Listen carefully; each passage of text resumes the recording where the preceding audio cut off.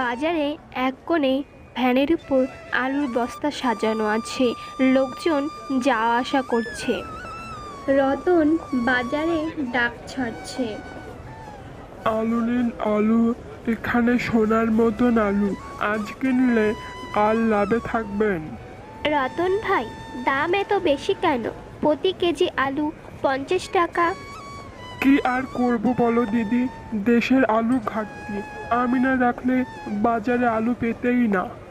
কিন্তু আমরা শুনেছি গোদামে আলু ভরা আছে।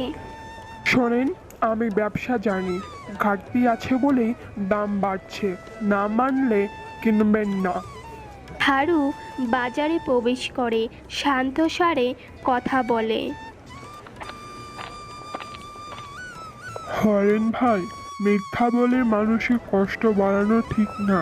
কৃষকের ঘরে আলু আছে, গুদামেও আছে, দাম বাড়িয়ে মানুষে ঠকাবেন না। হারু, তুমি ব্যবসা বোঝো না, ব্যবসা মানেই লাভ। গ্রামবাসী ফিসফিস করে কথা বলে, কেউ কেউ রেগে যায়। রঘুর বাড়ি। রঘু বই পড়ছে, মিলা এসে বসে।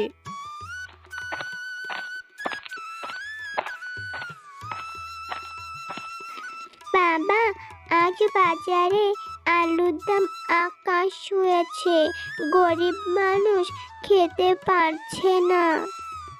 হ্যাঁ মা, আমি সঠিক দামে বিক্রি করতে চাই, কিন্তু হাশেম আর তার লোকজন বাধা দিচ্ছে। বাবা, মানুষকে অন্ধকারে রাখা যাবে না, আলো জ্বালাতেই হবে।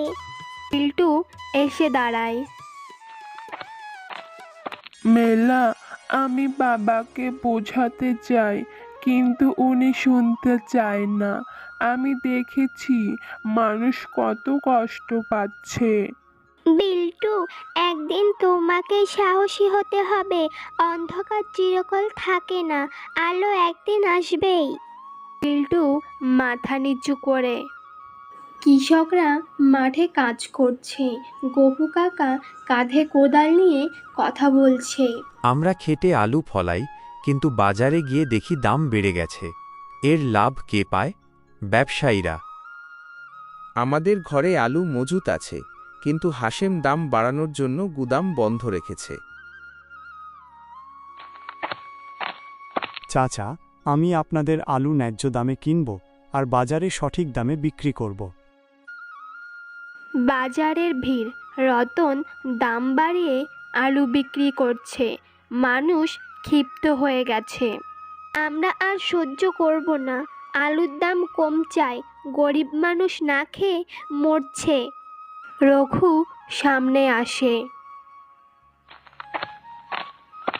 আজ থেকে আমি বাজারে সঠিক দামে আলু বিক্রি করব, কেউ ঠকবে না। তুমি ব্যবসা নষ্ট করছো রঘু। বাবা, আপনি থামুন, এই লোভ আমাদের কোথাও নিয়ে যাবে না। দেখুন, মানুষ কাঁদছে, আমরা যদি তাদের পাশে না দাঁড়াই তাহলে কারা দাঁড়াবে?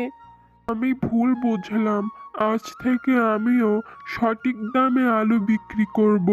এই আলো শুধু বাজার নয়, মানুষের মনও আলোকিত করলো। হ্যাঁ, সঠিক ব্যবসা মানেই আলো।